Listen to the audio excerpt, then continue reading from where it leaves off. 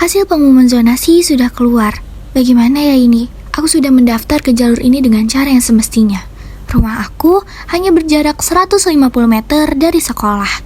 Nilai aku juga besar. Tapi kenapa ya Sabrina yang diterima? Padahal kan rumah dia jauh dan nilai dia juga lebih rendah daripada aku.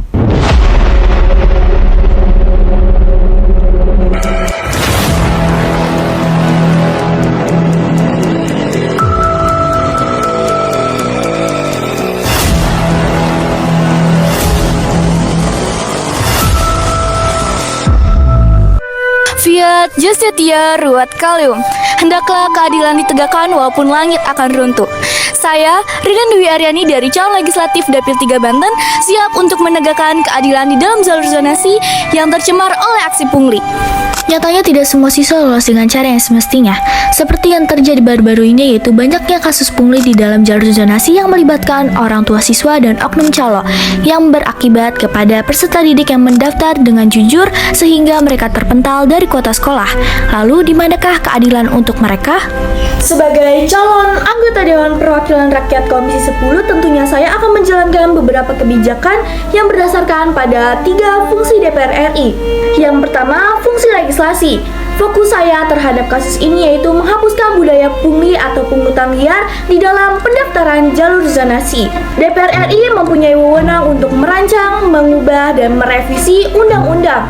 Maka dari itu, saya akan menegaskan aksi hukum yang berdasarkan pada Undang-Undang KUHP yang menjelaskan tentang sanksi pidana dan sanksi denda terhadap oknum pungli. Yang kedua, fungsi anggaran. DPR RI mempunyai wewenang untuk mengalokasikan dana. Maka dari itu, saya akan mengalokasikan dana APBN dengan pantauan Badan Keuangan Umum, digunakan untuk melakukan sosialisasi dan kampanye terhadap warga mengenai program saya, yaitu Tolasi, tolak dan laporkan aksi pungli. Lalu, saya akan menyalurkan dana pendidikan terhadap peserta didik yang tidak mendapatkan sekolah akibat kasus pungli ini. Yang ketiga, yang terakhir, fungsi pengawasan. Dalam pemanfaatan fungsi ini, tentunya saya akan menjalankan 2 kebijakan. Yang pertama, saya akan melakukan evaluasi terhadap program saya, yaitu Tolasi, dengan membuka forum saran agar program saya berjalan sesuai dengan prosedur. Lalu yang kedua, saya akan melakukan cross-check secara berulang kali terhadap dana anggaran yang sudah tersalurkan kepada peserta didik yang tidak mendapatkan sekolah akibat kasus ini. Saya, Ririn Dwi Aryani, sebagai calon legislatif Dapil 3 Banten, siap untuk menghapuskan budaya pungli di lingkungan sekolah demi mewujudkan generasi yang emas, pendidikan berkualitas menuju Indonesia yang emas.